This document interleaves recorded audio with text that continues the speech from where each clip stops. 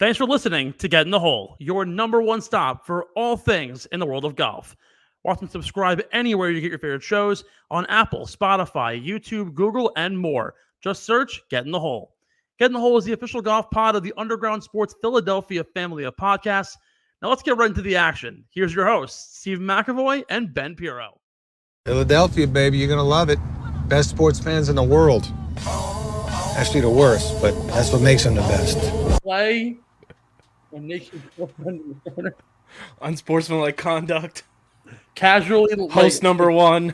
Casually trying on all the shit she got for Christmas from Forever 21. Middle of podcast, you know how it is. Welcome in to the Get in the Hole podcast. We back. We're back after a week hiatus. And guess what? We have nothing to talk about. I'm just kidding. We do have some things.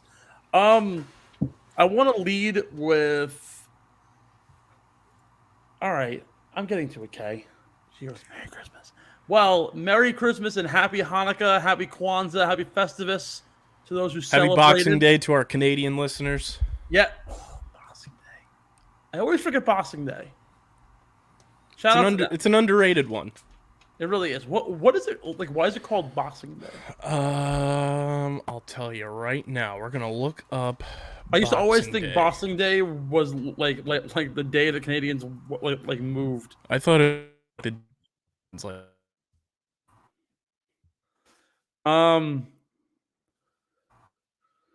Okay. Oh, interesting.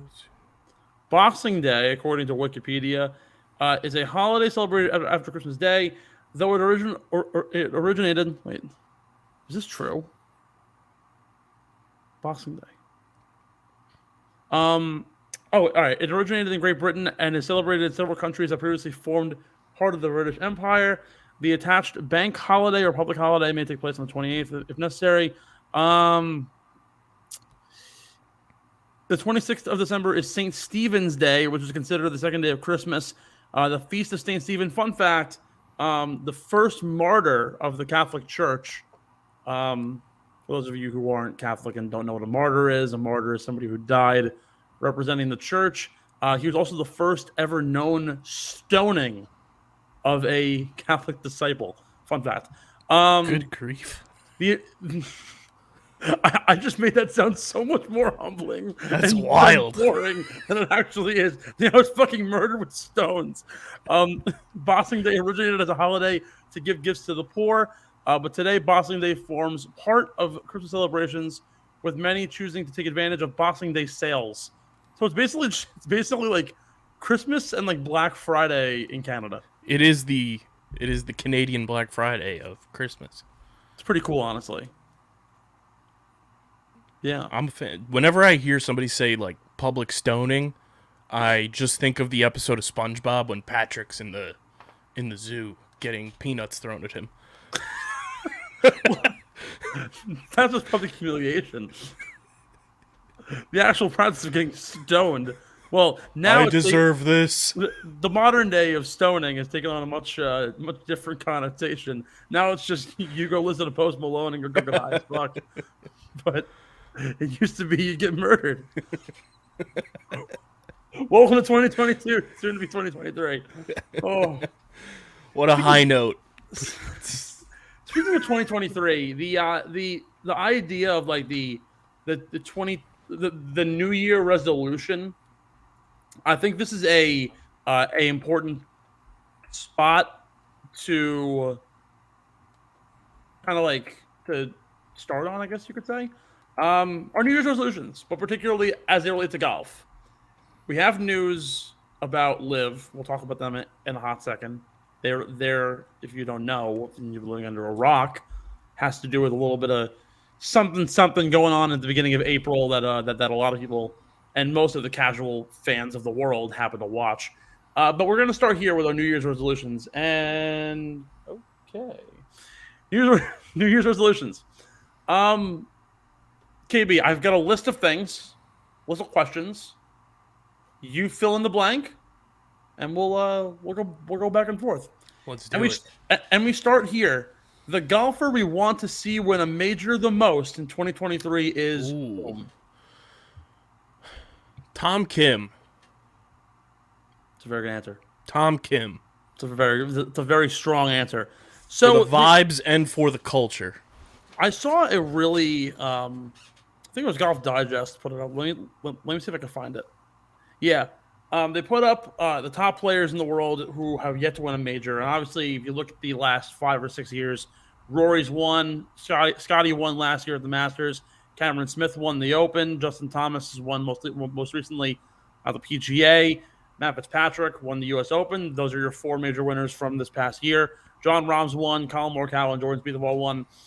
Among the guys who have not, Tom Kim being one of them, Tommy Fleetwood, Sungjae Im, Bill Zalatoris, Victor Hovland, Tony Finau, Patrick Cantlay, and Xander Schauffele. I want to say one of the newer guys, like one of this like group of those who haven't won it. My question really lies under who should have won one.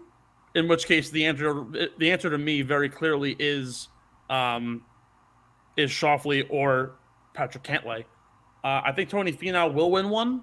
However, the one guy that I want to see win one the most is Billy Horschel.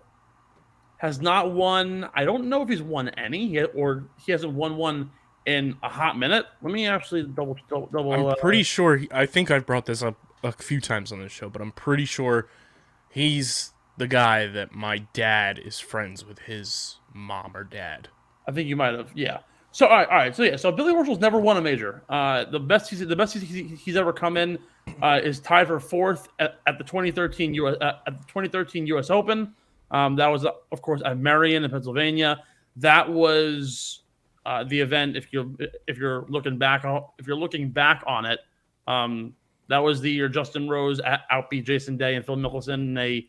And I think what was for a while the worst scoring major of all time. I believe he won at one over par. He won at 1 over par. So he finished T4 then. This was also 12 years ago when he was much younger of a man. He's now in his mid-30s. He has never come close at the Masters, never came close at the Open. His game fits the majority of courses we're going to be going to this year. We've seen him get better and better and better every single year he's been at Augusta. So I think it's only a matter of time before Billy Horschel does finally win one. I say this often, best style on the PGA Tour and one of the best swings on the PGA Tour. I think he really does deserve to get his first. Among the young guys to win their first PGA Tour events, who do you have on the watch list? I mean, easily could double down with Tom Kim. Tom Kim has one. He was won an event. The Wyndham. You got to remember, this guy's won 3 events in like 7 tournaments. So event-wise, does that count Willie Z's postseason victory? Yes, it does count. So to give you an idea then of guys who don't have a victory yet. I mean, Cameron Young is essentially the most important of the group. Cameron Tringale has yet to win an event.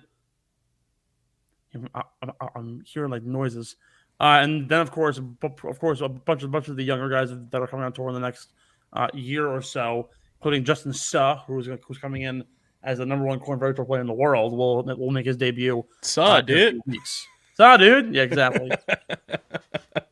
we really do make like the absolute worst comments. I mean, I'm placing a futures bet. This probably won't happen in 2023, but give me Ben Pirro all day. You might need a little bit more time. It's a futures bet, baby. It's an investment. No, but like he's certainly on the board. I mean, Cameron Young being a top 20 golfer in the world and not have a win is like it's kind of ridiculous to me.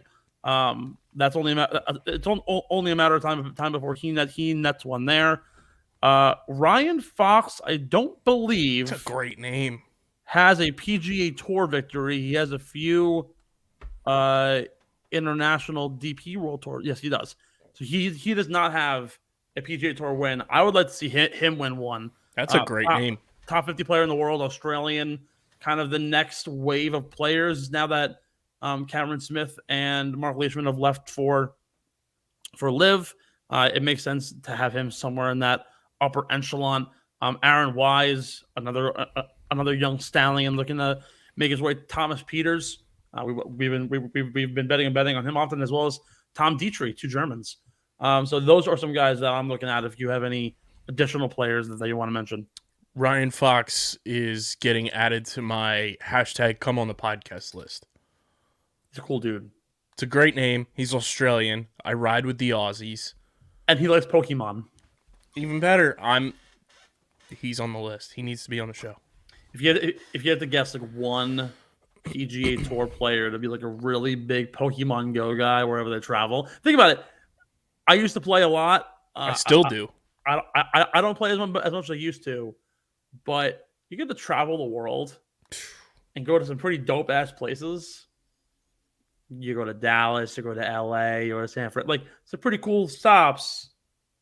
Who do you think would totally be a Pokemon Go guy? Max Homa secretly has to be. Yeah. He strikes me as like a goober nerd. I could see Tom Kim still like being very into it.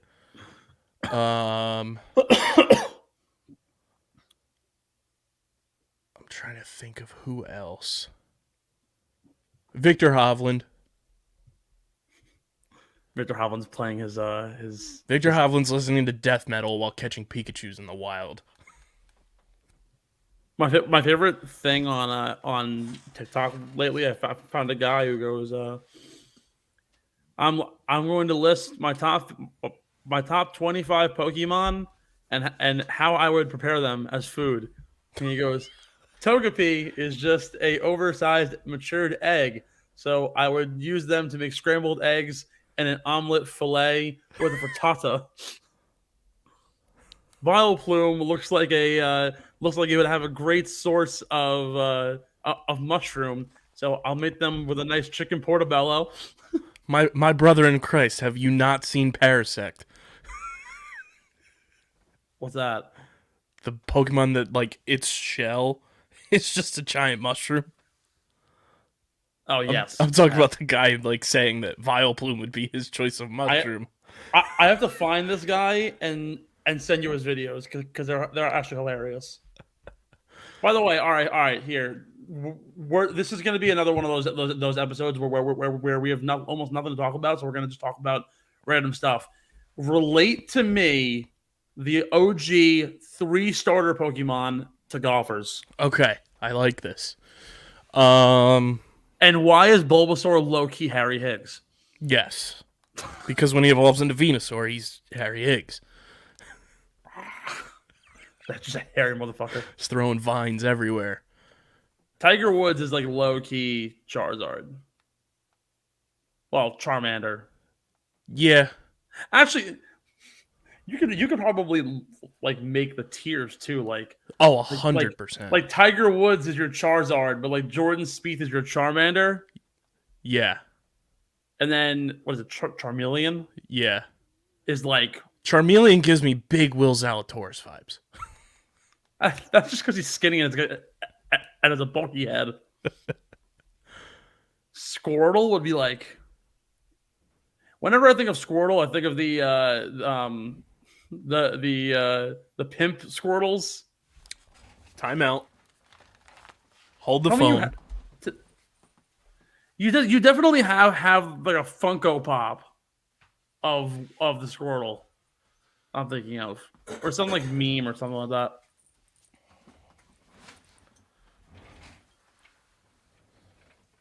Why?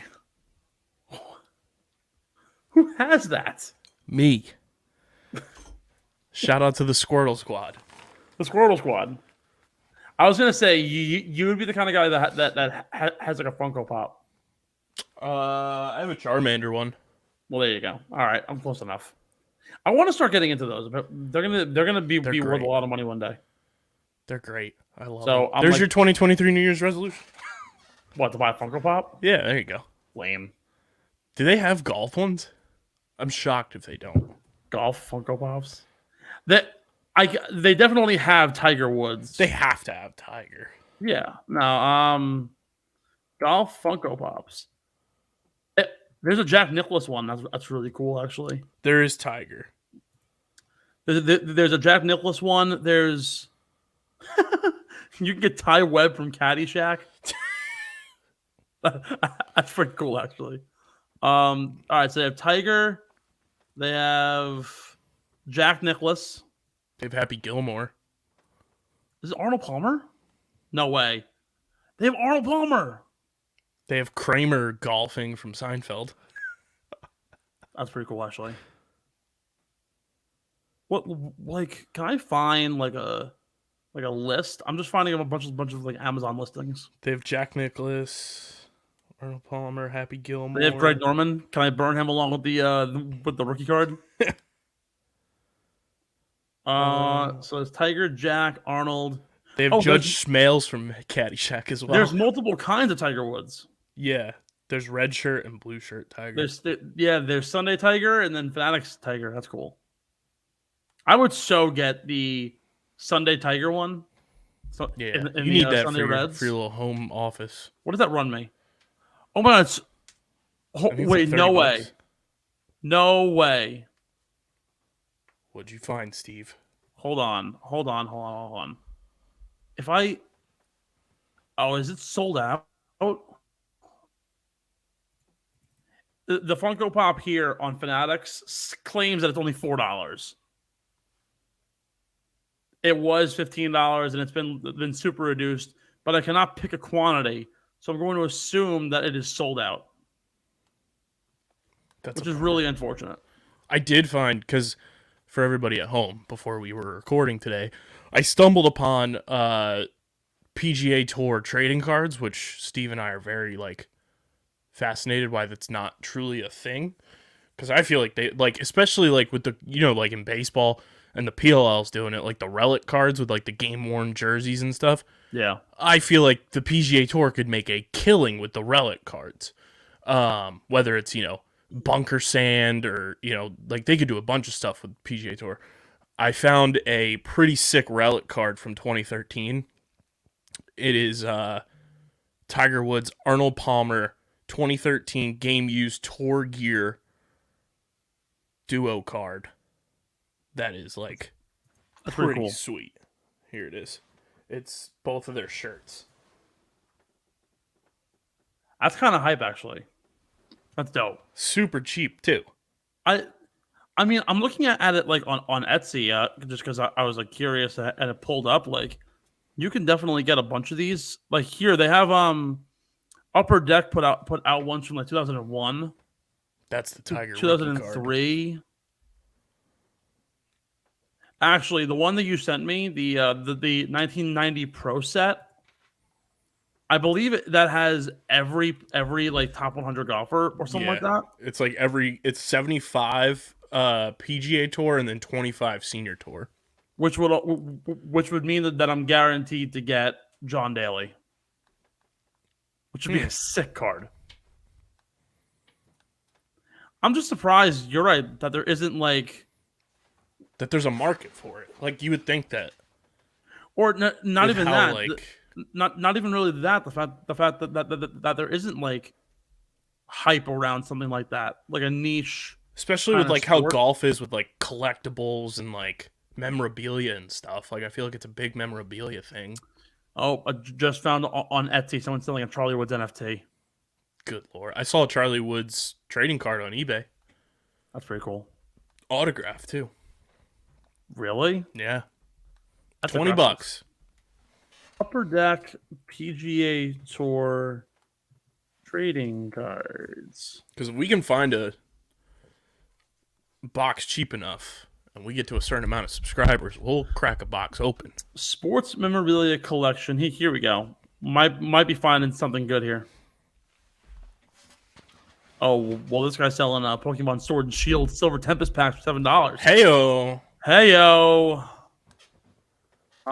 Let's see what we can find.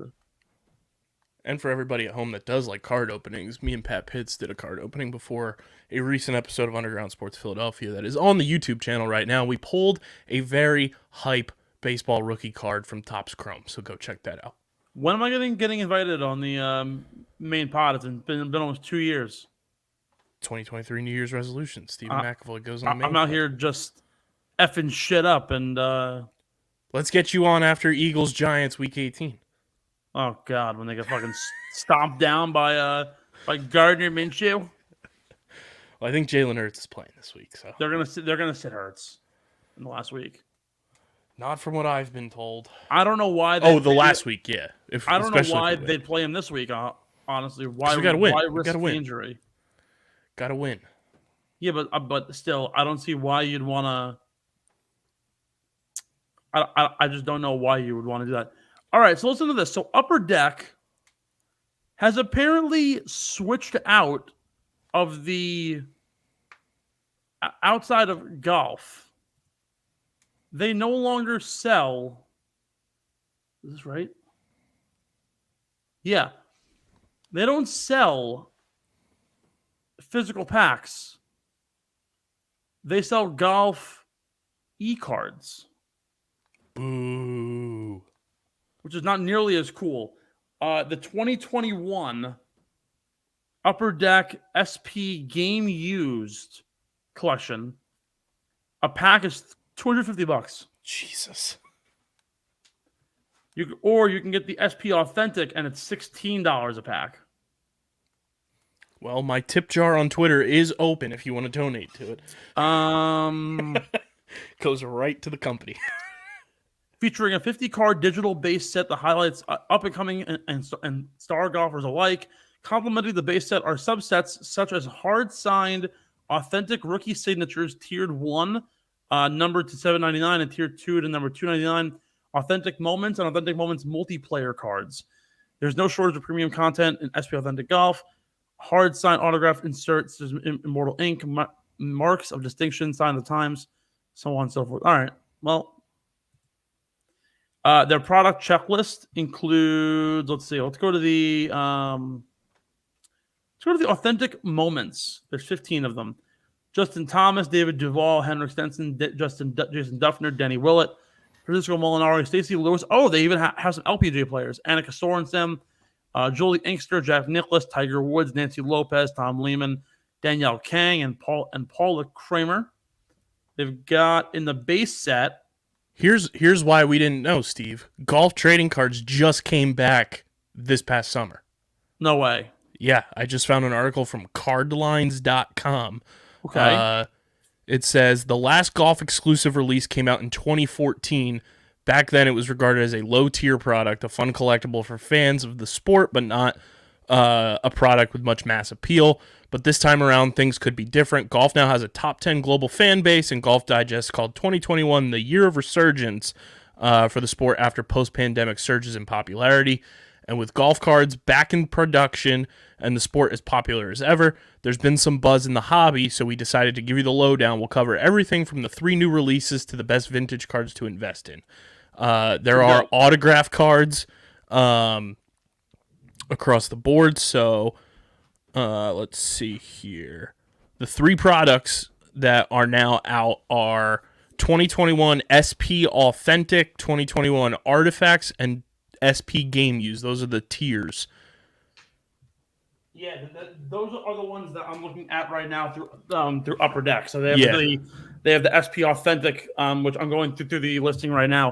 Actually, pretty cool though, because like it's very up to date. They have rookie tiers, so like tier 1, which I don't know why Tony Finau and Justin Suh and Kevin Kisner are in tier 3, but in tier 1 includes Abraham Answer, Harold Varner. Here's Russell why Knox, there's been an OGM. issue too with it. They continue here. There's PGA licensing issues. Of course there says, is. Despite a lot of the excitement surrounding golf's reboot, there's one glaring question fans have been asking. What's up with the lack of current stars? The checklist for the SP Authentic only included 6 of the top 50 players in the world. Yes, they'll say that again. 6. Imagine basketball or football product that only had 6 top players. It would be laughed out of production. So why are so few of the top players featured? Well, it comes down to licensing issues. Players on the PGA Tour are technically independent contractors. Their likeness doesn't belong to their league, so Upper Deck actually had to secure the license with each player individually. Yep. Clearly, that wasn't easy to do because 6 of the top 50 is pretty abysmal. So what does this mean for the long-term viability of the product? Well, the optimist in the author of this article says that it will drive the value up for those current 6 players. When you pull a Colin Morikawa, you know that it's much more valuable due to scarcity. The pessimist in this person, however, is worried that the lack of current star power and over-reliance on vets like Tiger Woods and Jack Nicklaus is going to cause collectors to lose interest. Missing those big names might be what has caused the SP Authentic prices to drop so much. If interest remains low, Upper Deck might not have any interesting golf product moving forward. And then let's see here. They're talking about LIV. Well, so as it appears on here, among top players in the world, the only PGA Tour players, now obviously 2021, LIV wasn't around at that point, but top players at that point, Tiger, Tony Finau, Kevin Kisner, Justin Thomas, and honestly, that's almost it, really, in terms of the actual like base set players you can get. And it says, well, if you were hoping to see any of the LIV guys in the upcoming Upper Deck product, you're out of luck, because not only are the Upper Deck releases sticking to PGA players only, things have gotten contentious between the two leagues that the PGA has banned all LIV players from ever rejoining the league, blah, blah, blah. For now, there are no plans to release cards featuring LIV Tour players, but if the tour continues to grow, it could be a possibility down the line. I'm also looking here. There's only one player, and I want you to guess who it is, under the SP Authentic Golf Exquisite Collection Auto. Only one person. Can you guess who it is? I feel like Tiger's too easy. Not an active PGA Tour player. Not active. Is it Jack? No. We were talking about him earlier. About how I would have a sacrificial burning ceremony. Gregory Norman. That's crazy. I think it's only a matter of time before.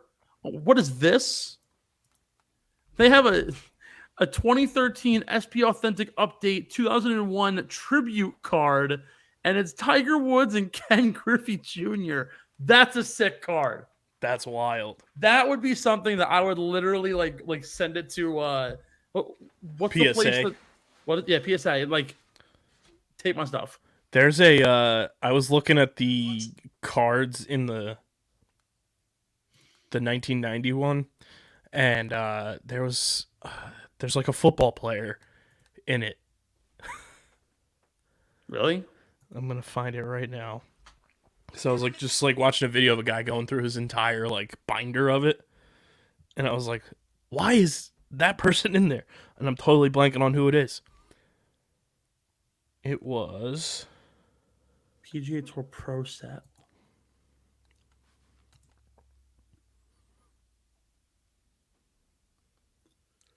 They should make a trading card pack with all the Pro-Am players that play in big Pro-Ams. Facts. Yeah, that'd be sick.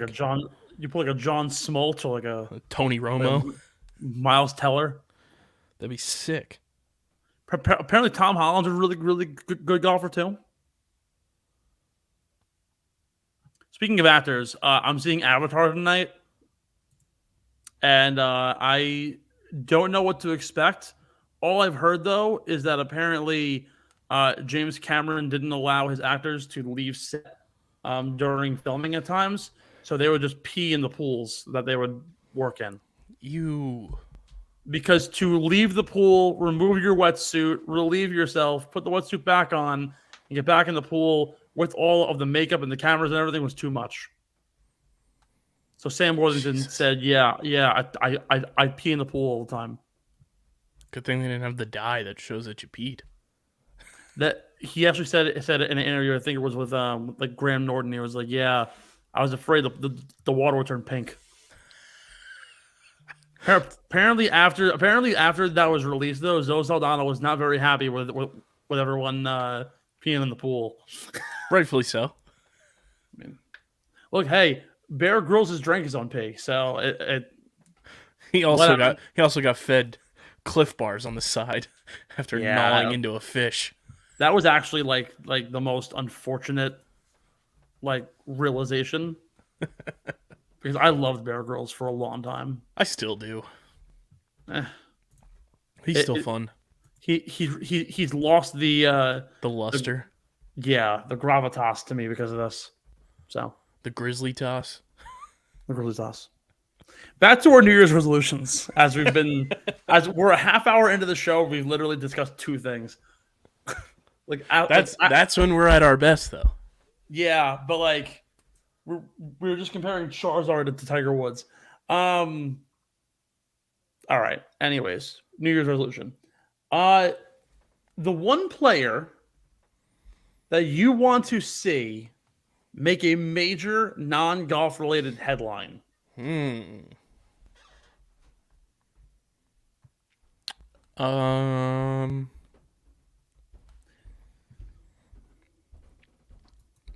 know this won't happen, this specific headline, but with the release of Ja Morant's signature shoe the other day, I'd like to see golfers get signature cleats more often. So I want to see some golfer just get a signature cleat, signature golf shoe. These companies need to step it up. Whether it's, Willie Z or somebody that has that pull. Let's get a signature golf shoe back out there for the people. I believe there are only two actively in golf, and it's Tiger Woods and Jordan Spieth. Again, another thing that you feel would be more common. At some point, FootJoy is going to have to give somebody a custom shoe. FootJoy, Puma. I'm surprised. Nike. Or actually, Bryson may have his own Puma shoe. He might. Did Ricky have? No, he never did. That's surprising too. Yeah, no, pretty sure they're the only two, and maybe Bryson had a colorway of some sort. Mm-hmm. Dustin Johnson did have custom Adidas ones for a little bit, but they weren't his shoe. Right. So I don't know.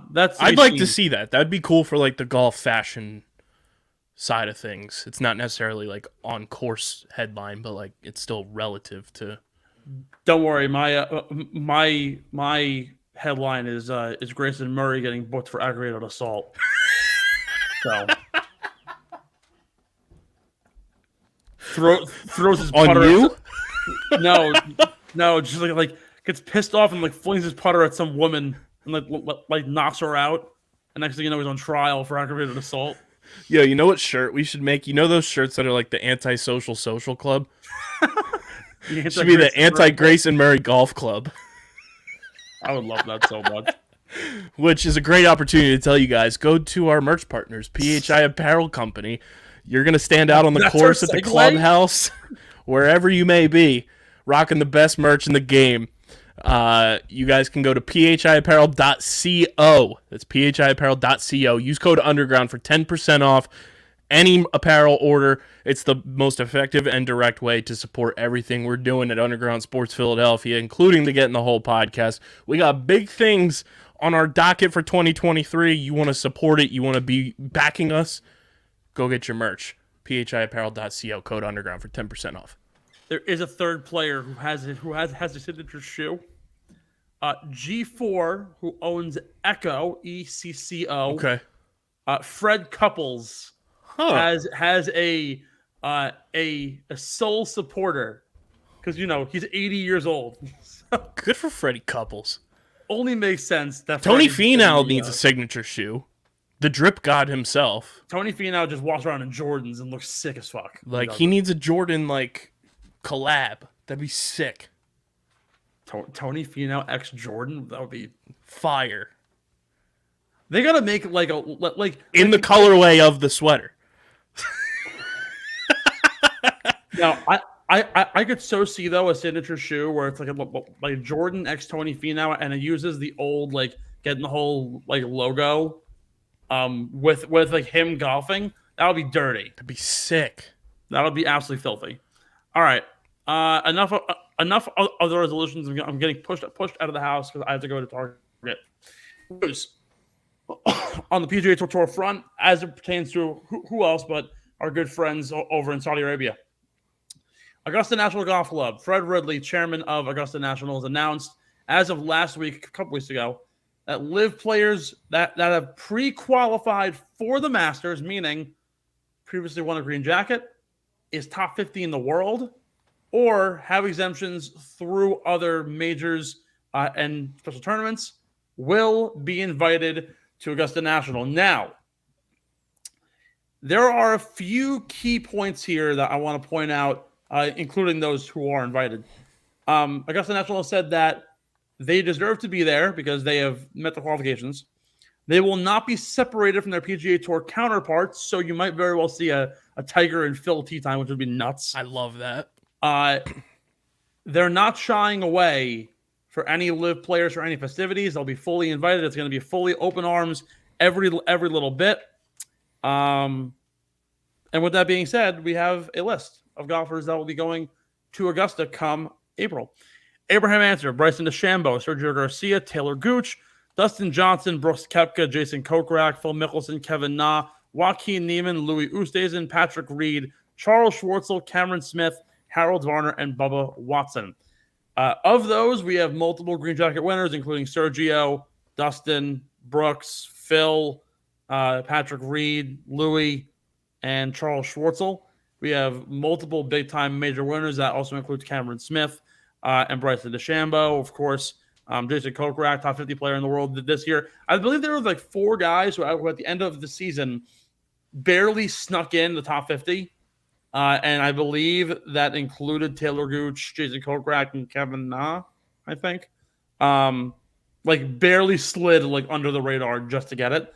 So the list very well could have been shorter. However, this is what we're going to be. This is what we're going to have, and this is what we're going to have to deal with. So looking ahead, I mean, it happens. But what's your take here? What do you think of after the U.S. Open allowed players to come?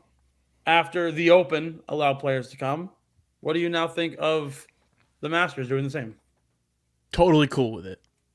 Give us the headlines, give us the drama, and I mean, if the other events like the Open, like the U.S. Open, you know, those big granddaddy events are gonna let you do it, and then you're gonna say the Masters isn't gonna let you, like that'd kind of just be like kind of strange. In a sense of just kind of,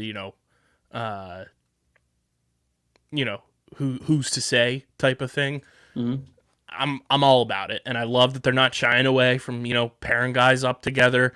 I love that they're gonna be in the mix because it's just gonna be drama, and you know what drama brings, Steve? It brings people talking about golf, and that's what matters at the end of the day. And that's been the whole thing we've driven home on this show about since LIV, actually happened, was that people have been talking about golf nonstop for the last year and a half because of this thing.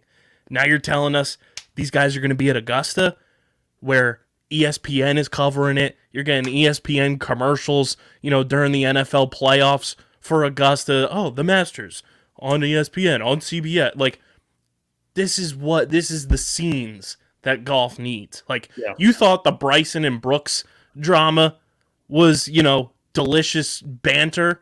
This is like that on meth. Dustin Johnson matching up with name me ex-golf, like Rory McIlroy and Dustin Johnson. Need that. Sergio Garcia with name me some middle-aged golfer. I would love to see, like, based on those who have performed well enough, Tiger especially, a tee time, because usually they'll pair the older guys together because they know that they're only going to be doing this for a couple days. Every now and then they'll pair the old guys with some like young rookies. Would be amazing to see like a low amateur, someone in the college ranks, and like Tiger and Phil. Yes. And then this kid is just watching two legends who fucking hate each other, just going toe to toe. Or you put like Fred Couples has been a huge anti-live guy. You put him with one of the younger like live players. Him and Taylor Gooch. Good night. Taylor Gooch playing his lights punched out. And what's crazy too is like there are so many good golfers, and like there are live golfers who I like. Like I still like Cameron Smith. Right. It isn't like the wave of guys who left on the first sight. It's guys who stuck it out a little bit longer. Do I not like it? Yeah, because he's young and he could have been a stud on the PGA Tour. But I think it'll be really entertaining to see a number 3 golfer in the world like Cameron Smith going toe to toe with like Rory McIlroy on the final day. The only thing that would make it even better was if Greg Norman did actually win a major, in which case he'd be able to show up to Augusta and just flop his dick on the table and be like, "Yo, I'm here."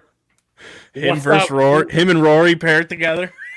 Well, that would be amazing, but also to just watch like Greg Norman had he actually did win, right?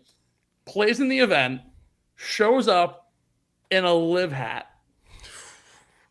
and is standing there like next to like Rory or Tiger. That's something we got to keep an eye on too. Is the live guys going who wears like live branded attire? Well, Patrick Reed's entire wardrobe is now live golf shit. So that'll be really funny because you could put him and the Kevin Kisner, who were like college teammates, who I'm pretty sure Patrick Reed got the boot because he was stealing from Kevin Kisner. That would be amazing. Like, I just want whoever's making the pairings at Augusta this year, like, I want them to be in our brains and be like, all right, let's give everybody must-see TV for 4 fucking days. The downfall here, though, is that we've seen it in the past. They never actually do that. Right. We wanted Brooks and Bryson for literally 7 months. We didn't get it. We wanted to see Tiger and Phil. We didn't get it. We tried getting, like, we tried getting so many different things. And it totally just washed in our faces. Even during the U.S. Open, everyone was like, yo, the USGA has to put the live guys in the convo. And the only guy they actually did it with was Dustin Johnson because on the last few days he was top 10. So like it made sense there. But who knows? How funny would it be? Because Scotty Scheffler won the Masters, right? Yeah. How funny would it be if Scotty has the adult table at the Masters dinner and then there's the kids table, but it's the live table? I'm pretty sure it would be Phil Mickelson and Sergio Garcia with like cutting pizza. Like it would be really funny though. Like if you really want to be a dick, right? You have the kids table, but then while you have Scotty Scheffler now, of course, texting guy is gonna be serving everyone fucking brisket. Yeah, it's gonna be amazing. But you order from the local pizza joint in Augusta, and you get Sergio and him just like the small Sicilian pie, the personal pizza. Oh, I need it. I just need all the drama from this. Like the pepperoni spells out the big live L. What's the ladder? What's the ladder? If you could bring signs to Augusta National, someone would totally have just the L sign. And then have all the guys surrounding it. College game day at Augusta. I want to find the kids in the fraternity houses who make the signs on the bed sheets on game days. Yes. That are like super, super, super like down to the core rude and evil. Make some for live golf guys, and I can only imagine what comes out. Taylor Gooch's last name might be like would literally be the showstopper. Mm-hmm. The amount of Gooch jokes you can make is really bad. I just need if Augusta and the Masters as an event and as must see TV, especially because this year, as we found out as we were scheduling some things that we have planned for the company in April, that Master Sunday is on Easter Sunday. We want people glued to the televisions while they got a nice little Easter ham in their mouth. Oh God. You need to just create as much drama and chaos as possible. Because I guarantee, like, from all of this, like, if they go in and just don't hold back with any of it, yeah, come Sunday, when everything's all said and done, people will be talking about this Masters weeks afterwards. yeah, and like the U.S. Open is great, the Open's great, but there's something about talking about dominance in a sport than Augusta. So if let's say at the end of the week, and people talked about it at the U.S. Open, there was like 20 PGA Tour guys, like 3 live golfers in the top 40. If you come to Sunday and the top 10 is like split even 5-5, it's like Scotty, Rory, Morikawa, Jordan, let's just say, and JT. And then it's like Dustin and Brooks and Bryson and Answer and Neiman. It's all of a sudden like, who is the dominant side here? And we've been saying it for a while. Where's the Ryder Cup, PGA versus LIV? It'll never happen. Obviously, because Rory McIlroy and Tiger are feuding so much with Craig Norman that it'll just never happen. But you can literally see right there, you can have 5 matchups where it's almost like singles on the final day. See who has the better overall day. Sunday at Augusta. Under the light. Like, it sounds great. It would do so much in terms of just eyes, ears, and mouths talking, watching, and hearing everything people have to say about, like, if they don't hold back, the 2023 Masters could go down as one of the most volatile and most discussed events in PGA Tour history. Could also be considered arguably the turning point of golf history. Yes. If they're able to create an atmosphere in a situation where you kind of do get that rowdy young crowd post-COVID, where now golf, as we've been saying this forever, has gotten much more younger, much more lean, a lot more rude. A lot of people are not afraid to speak their mind, and mesh that in with the hatred between these two groups. I mean, like it isn't to the degree of like a Mets-Phillies rivalry or a Yankees-Red Sox rivalry, but I could see it being like an actual, like, oh, you don't like the PGA Tour and you're more of a live guy. Like, I no longer like you kind of situation. I think it could really dwindle down to this following the event if Augusta plays their cards kind of wrong, because they kind of are the quintessential gentleman of the sport. And with that comes other political issues, but we'll disregard that for now. If they opt to go full volatile, the next thing you know, here we are, and we're in a downswing, and for 8 more months, we have PGA and LIV golf that's going to be just feuding back and forth. I'm going to ask you this: what side do you think, when you're talking PGA and LIV, which do you think this Masters is more important for? Do you think it's more important for the PGA guys to kind of like show out, assert their dominance, hey, this is still technically a PGA Tour event, like, this is our turf? Or from the LIV side of things, if a guy from LIV ends up winning, how much does that do for, people going and being like, oh, I'm gonna go watch LIV? Like, the thing is, and this goes back to what you were saying with the trading cards, right? Pro golfers are independent contractors. So I don't think it's big for either side, because at the end of the day, your talent is only as good as the people that are there. Now, we already know the talent that are in both groups. This isn't like as simple as like, oh, I'm the Yankees. If you win a World Series, teams are going to try and join you because now as a team, you can go win the World Series. This is just knowing, okay, they have Dustin Johnson, they have Bryson DeChambeau, and they have Rory McIlroy. I say that from a viewership fandom type thing. Like, who do you think it's more important? If you're going to try and get granular with it, which I think is kind of a bad argument. I mean, it's LIV, obviously, because the PGA Tour knows they're the dominant force here. But at the end of the day, I mean, does it really benefit anybody? Or do you think it goes back to the discussion we had a couple weeks ago where, like, we kind of feel like golf is like, the younger generation fan wants to follow players, individually now more so than like the events.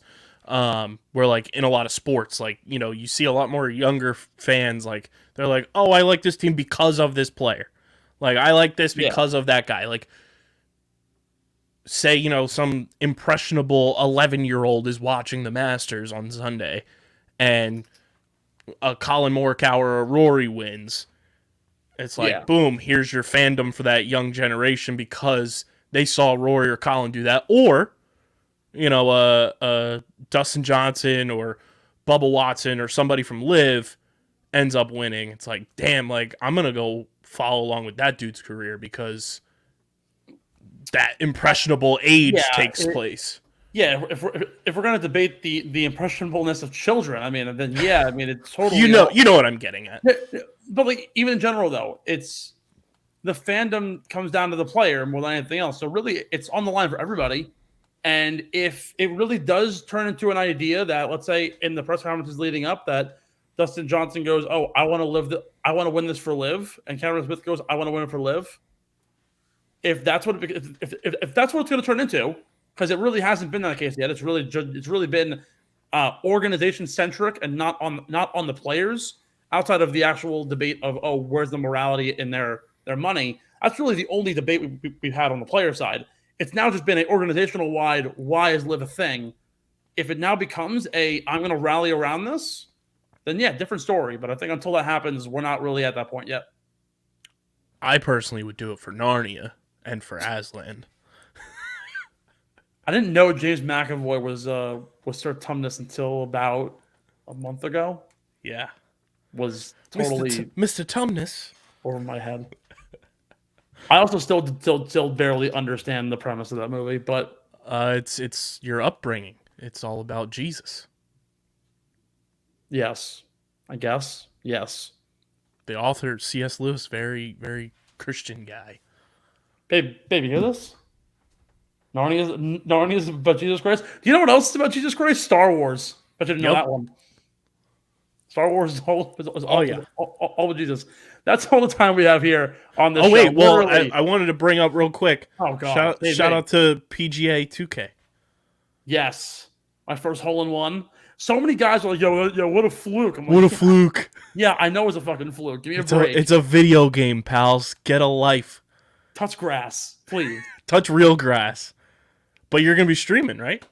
Hopefully. Or at least trying to. Kay gets mad at me. I am so bad right now for the most part that I get so frustrated. I'm sitting on the couch last night and I was so visibly annoyed. And she goes, just turn it off, just rage quit. And I go, here's the problem though. When I get back in the game, it's gonna replay me on the 15th hole anyways. I have to finish the round. That's what gets the views. Well, no, like in general, I have to finish the round so I can just get rid of the aggravation and start anew the next time. Golf, man. Solid game though. Good. Yeah, solid game. They're expanding rapidly. They added Nike to the game. They've had some brands fall off. They lost Polo. They lost Under Armour. Lost Jack Nicklaus brand. But they're getting a lot more like content in like the Battle Pass format was getting popular. The first game was really a trial run, 21. Now they have 23 and can actually like build a real solid base. I think it's getting there. At some point though, you can see the makings of like early on what NBA 2K was like. And I think if it can get a big enough following, we might see like a story mode arise.